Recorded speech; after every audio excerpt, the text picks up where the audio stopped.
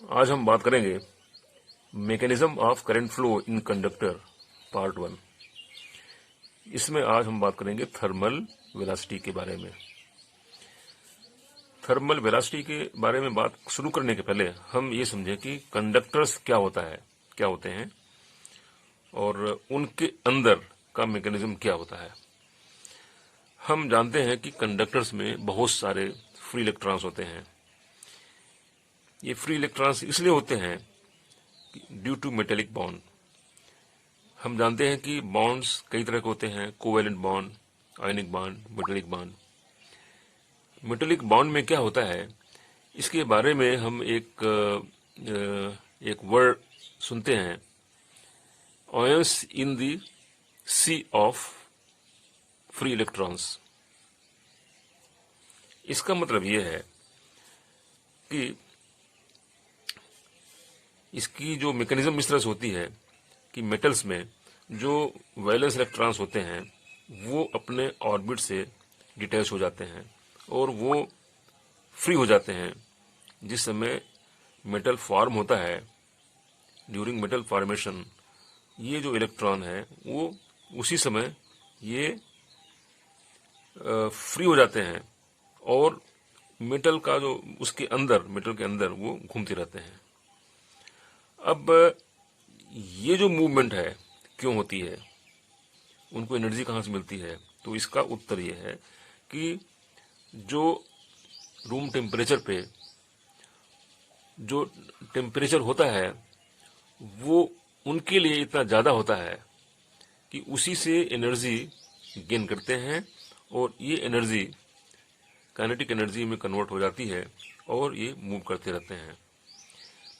इसके बारे में हमें एक चीज़ और भी जानना है कि जो मतलब मेटल्स में या कंडक्टर्स में per metre cube these are 10 power 28 numbers.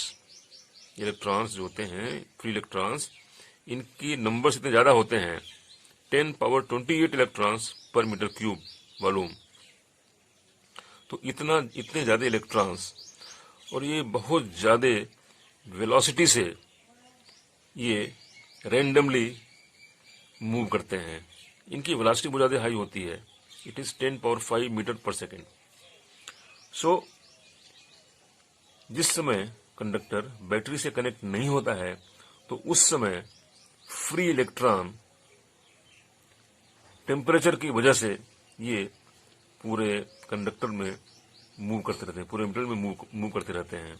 तो इस मूवमेंट को हीट की वजह से इलेक्ट्रॉन्स, फ्री इलेक्ट्रॉन्स जो मूव करते हैं रैंडमली मेटल्स के अंदर या कंडक्टर्स के अंदर, उनको हम कहते हैं thermal velocity. Because this velocity is due to the heat, due to the temperature which they gain and this energy is converted to kinetic energy। तो इसलिए इसको बोलते हैं थर्मल वेलोसिटी। अब ये जो मोशन होती है एकदम रैंडम होती है, इसकी वेलोसिटी बहुत ज्यादा होती है, जैसे हमने बताया 10 power 5 metre per second. And these are the electrons, the free electrons are very high number, 10 power 28 electrons per metre cube.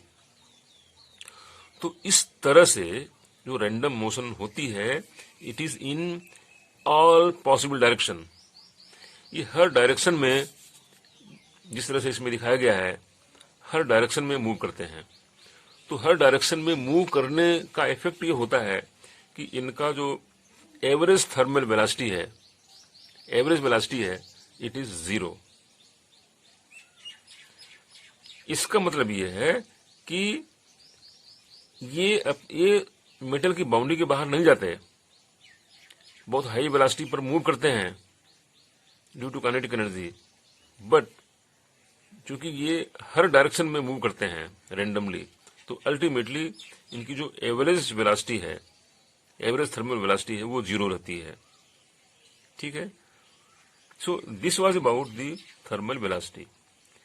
इसको हम थर्मल वेलोसिटी इसलिए कहते हैं क्योंकि they get kinetic energy from the heat in the atmosphere.